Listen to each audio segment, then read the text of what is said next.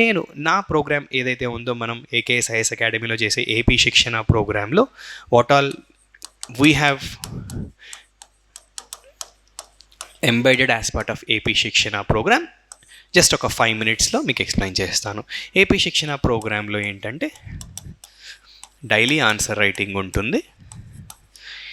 ఈ daily answer రైటింగ్కి questions ఎక్కడి నుంచి వస్తాయి అనేది మీకు ఒక డౌట్ ఉండొచ్చు. నేను ఒక స్కెడ్యూల్ ఇస్తాను. స్కెడ్యూల్తో పాటు ఒక మైక్రో స్కెడ్యూల్ కూడా ప్రిపేర్ చేశాం. సో ఈ స్కెడ్యూల్ మైక్రో స్కెడ్యూల్ అంటే స్కెడ్యూల్లో మళ్ళీ సబ్ కేటగరైజేషన్. మైక్రో స్కెడ్యూల్లో ఆ పర్టికులర్ డేస్ అంటే ఎవ్రీ ట్యూస్డే ఒక టెస్ట్ రాస్తారు మీరు, అలాగే ఎవ్రీ థర్స్డే ఒక టెస్ట్ రాస్తారు, and most of the Saturdays వచ్చేసి ఎస్ఏస్ రాస్తారు. Most of the Saturdays essays రాస్తారు. ట్యూస్డే ఏంటంటే మండే ట్యూస్డే చదువుకున్నదేమో ట్యూస్డే రోజు రాస్తారు, వెడ్నెస్డే థర్స్డే చదువుకున్నదేమో థర్స్డే రోజు రాస్తారు. ఫ్రైడే సిలబస్ కూడా చదువుతారు, బట్ మండే టు ఫ్రైడే సిలబస్ని మీరు సండే రోజు సెక్షనల్ టెస్ట్ రాస్తారు. సాటర్డే మాత్రం మీకు హాఫ్ డే రివిజన్ డే అనుకోండి, ఇంకొక హాఫ్ డేలో మీరు ఎస్ఏ ప్రాక్టీస్ చేసుకుంటారు. సాటర్డేస్లో ఏమో ఎస్ఏ ప్రాక్టీస్ చేసుకుంటారు, సండే రోజేమో సెక్షనల్ టెస్ట్ ఉంటుంది. ఈ 5 daysలో మీరు కవర్ చేసిన సిలబస్. ఓకే, ఇది కాకుండా అడిషనల్గా ఏపీ శిక్షణ ప్రోగ్రాంలో ఏంటంటే నేను అంటే June 1 ప్రోగ్రామ్ స్టార్ట్ అవుతోంది కాబట్టి అందులో ఏపీ హిస్టరీతో స్టార్ట్ అవుతోంది. ఇప్పటికీ యూట్యూబ్లో నేను ఆల్రెడీ స్ట్రాటజీ సెషన్స్ కొన్ని చేశాను, ఇంకా చాలా స్ట్రాటజీ సెషన్స్ కూడా చేస్తాను. ప్రోగ్రాంలో పార్ట్ ఏంటంటే మండే రోజు ఒక స్ట్రాటజీ సెషన్ ఉంటుంది. ఆ వీక్ మొత్తానికి టోన్ సెట్ చేయడం కోసం మండే రోజు ఒక స్ట్రాటజీ సెషన్ ఉంటుంది. అంటే ఎలా చదవాలి, ఏం చదవాలి సబ్జెక్ట్ కంటే కూడా. బట్ అలానే ర్యాపిడ్ రివిజన్ ప్రోగ్రామ్స్ కూడా మేము ప్రోగ్రాంలో పెట్టాం, కానీ దాని గురించి నేను ఇమీడియట్గా ఎందుకు చెప్పట్లేదంటే ర్యాపిడ్ రివిజన్ ప్రోగ్రామ్స్ ప్రిలిమ్స్ తర్వాత చేద్దాం. ప్రిలిమ్స్ తర్వాత అప్పుడు చేస్తే ఏంటంటే కొంచెం రిటైనింగ్ వాల్యూ ఎక్కువ ఉంటుంది కాబట్టి ర్యాపిడ్ రివిజన్ ప్రోగ్రామ్స్ని ప్రిలిమ్స్ తర్వాత ప్లాన్ చేస్తాం. Okay, so and tone set అవుతుంది స్ట్రాటజీ సెషన్స్తో, and rest of the week చదువుకుంటుంటారు. ఇవాల్యుయేషన్ మా యూఎస్పి ఏంటంటే ఇవాల్యుయేషన్ డబల్ లేయర్డ్ ఎవాల్యుయేషన్ ఉంటుంది. ఫస్ట్ లేయర్ ఎవాల్యుయేషన్ అయ్యాక మళ్ళీ దాన్ని ఇంకొక ఎక్స్పర్ట్ వీలైనంత వరకు చాలా కాపీస్ని నేనే చూస్తాను, డబల్ లేయర్డ్ ఇవాల్యుయేషన్ చేస్తామన్నమాట. ఓకే, 2 లేయర్డ్ ఎవాల్యుయేషన్ ఉంటుంది కాబట్టి ఒకవేళ ఫస్ట్ లేయర్ ఎవాల్యుయేషన్లో ఏదైనా సజెషన్స్ మిస్ అయి ఉన్నా కూడా that will be taken care. ఇది కాకుండా అడిషనల్గా ఒకవేళ మీరు ఎవరైనా ఆల్రెడీ మన క్యాంపస్ని విజిట్ చేసి ఉంటే మీరు ఆల్రెడీ చూసే ఉంటారు, ప్రతి స్టూడెంట్కి మెంటార్షిప్ బుక్లెట్, అకౌంటబిలిటీ బుక్లెట్ ఈ 2 ఇస్తున్నాము.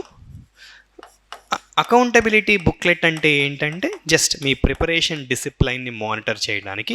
స్టూడెంట్స్ ఎవరైనా ఆల్రెడీ ఎన్రోల్ అయ్యి ఉండుంటే ప్రోగ్రామ్కి ఇది ఒకవేళ ఈ బుక్లెట్ని మీరు కలెక్ట్ చేసుకోకపోతే కలెక్ట్ చేసుకోండి.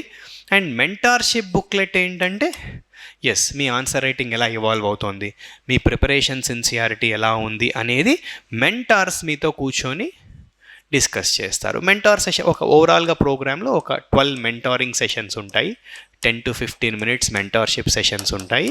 మెంటార్స్ డెడికేటెడ్ మెంటార్స్ ఉంటారు, నేను కూడా అవైలబిలిటీ ఉంటాను. అండ్ అకౌంటబిలిటీ బుక్లెట్స్ కూడా వచ్చి మీరు మెంటార్ దగ్గర సైన్ చేయించుకోవచ్చు. ఆన్లైన్ వాళ్ళైతే జస్ట్ మెసేజ్ చేస్తే సరిపోతుంది. మీ అకౌంటబిలిటీ బుక్లెట్ మీరు ఫిల్ చేసింది మెసేజ్ చేస్తే సరిపోతుంది, ఎందుకంటే just to instil that continuity in your preparation అనమాట. సో ఓవరాల్గా ప్రోగ్రాంలో ఇది ఉంటుంది: schedule, micro schedule, strategy sessions, test discussion చెప్పడం మర్చిపోయాను. మీరు సండే రాసే సెక్షనల్ టెస్ట్ ఏవైతే ఉంటాయో వాటికి టెస్ట్ డిస్కషన్ ఉంటుంది. అండ్ డబల్ లేయర్డ్ ఇవాల్యుయేషన్ ఉంటుంది, మెంటారింగ్ బుక్లెట్స్ ఉంటాయి, మెంటార్షిప్ సెషన్స్ ఉంటాయి, అకౌంటబిలిటీ బుక్లెట్స్ ఉంటాయి, అకౌంటబిలిటీ సెషన్స్ ఉంటాయి అన్నమాట. లైక్ మీకు ఇంకా more details of the program కావాలి అంటే ఏకేఎస్ ఐఏఎస్ మెంటార్షిప్ క్యాంపస్కి వస్తే అక్కడ they will give you more details about the program. Okay, so that is the intent of today's session. And కొన్ని క్వశ్చన్స్ ఏవో అడిగారు స్టూడెంట్స్, నేను I try to answer them. Harikrishna says I been practicing PYQs. Yeah, చాలా important Harikrishna. నేను చెప్పాను కదా ఇంతకుముందు already highlight చేసినట్టే, పీవైక్యూస్ అనేవి చాలా ఇంపార్టెంట్.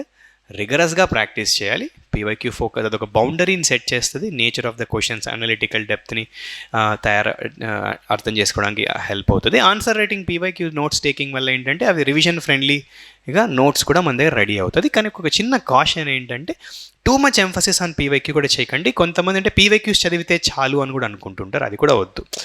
పీవైక్యూ కంటే ఎక్కువ చదవాలి.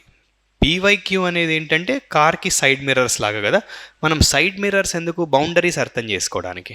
కానీ మనం సైడ్ మిర్రర్ చూస్తూ ముందుకు వెళ్ళకూడదు, సైడ్ మిర్రర్స్ని చూసుకుంటూ ముందుకెళ్ళాలి. మధ్య మధ్యలో సైడ్ మిర్రర్ చూడాలి కానీ సైడ్ మిర్రరే చూడకూడదు. పీవైక్యూని ఒక బౌండరీగా పెట్టుకొని మీరు ఇంకా పీవైక్యూ కంటే ఒక 2-3 లేయర్స్ డెప్త్లో ప్రిపేర్ అయితేనే కదా కరెంట్ లెవెల్ ఎగ్జామినేషన్కి మనం సూట్ అవుతాము. అదనమాట. ఓకే, ఎస్ అమ్మ.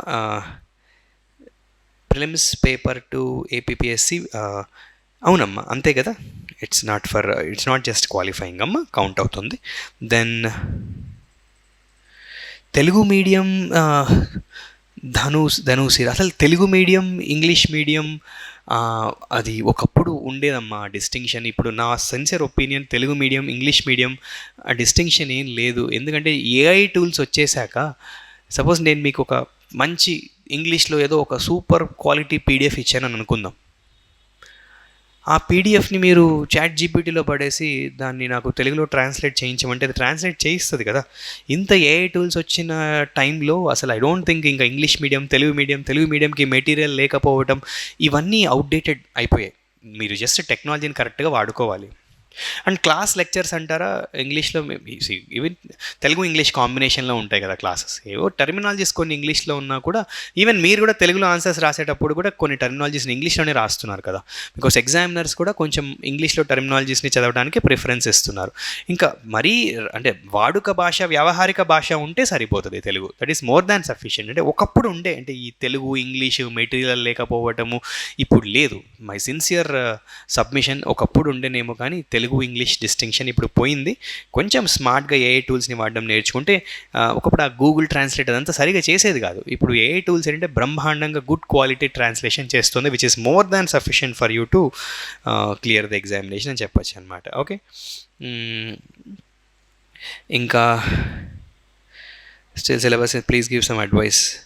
ప్రిపరేషన్ అంటే నేను చెప్పింది ఇదే Satish, like what I'm trying to suggest, have a schedule. ప్రాపర్గా ఒక స్కెడ్యూల్ పెట్టుకొని దాంట్లో నుంచి ఒక మైక్రో స్కెడ్యూల్ పెట్టుకొని, ఓకే, నేను డేలో టైంని కూడా ఎలా ప్లాన్ చేయాలనేది డీటెయిల్డ్గా చెప్పాను. ఎన్ని అవర్స్ చదవాలి, లైక్ టైంని ఎఫెక్టివ్గా మానిటర్ చేసుకుంటూ, టెస్ట్లు రాసుకుంటూ, వాటిని వాల్యుయేట్ చేయించుకుంటూ, వాటి నుంచి మళ్ళీ వేరే సజెషన్స్ తీసుకుంటూ, ఇలా ఆర్గానిక్గా వెళ్తే ఈజీగా అయిపోతుంది సిలబస్. సో ఎప్పుడు కూడా హడావిడిగా రష్ అప్ చేయకుండా, నేను నా స్టూడెంట్స్ అందరికీ ఇదే చెప్తుంటాను ఎప్పుడు, అది యూపీఎస్సీనా, ఏపీపీఎస్సీయా, టీజీపీఎస్సీయా, ఏ ఎగ్జామ్కైనా చాలామంది స్టూడెంట్స్ చేసే మిస్టేక్ ఏంటంటే రష్ అప్ చేస్తుంటారు ప్రిపరేషన్ని.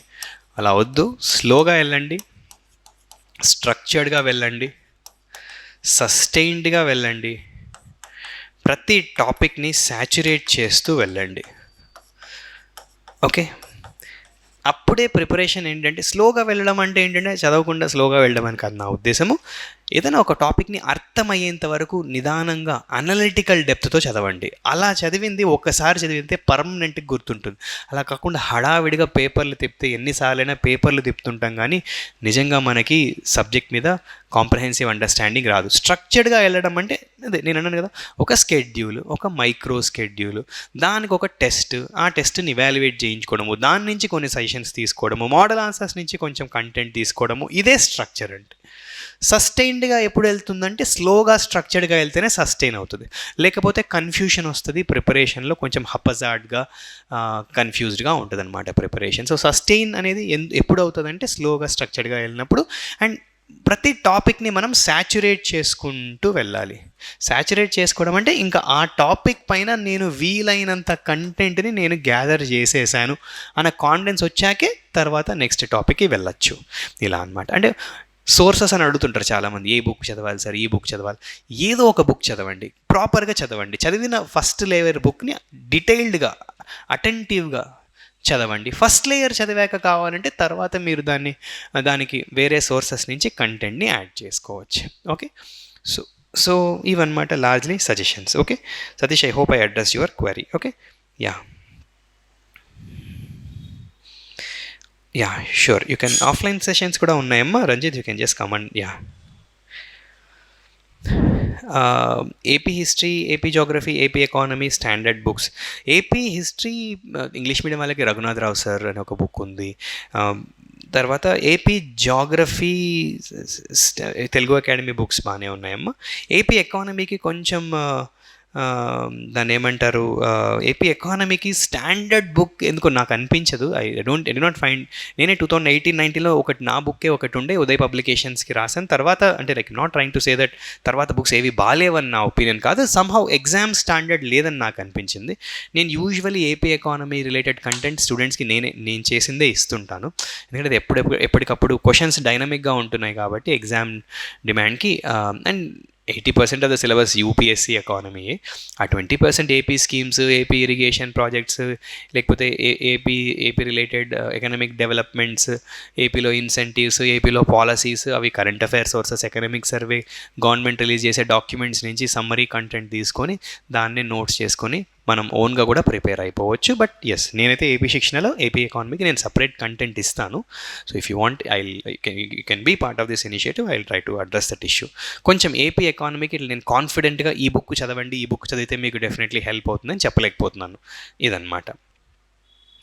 So I hope I have addressed all the concerns and questions. Okay, thank you so much for your attention. And AP శిక్షణ న్యూ బ్యాచ్ వచ్చేసి ఈ మండే నుంచి స్టార్ట్ అవుతుంది. ఏపీ హిస్టరీతో స్టార్ట్ అవుతుంది. ఇన్స్టిట్యూట్కి కాల్ చేసి if you want you can take schedule and other details. Right, thank you so much.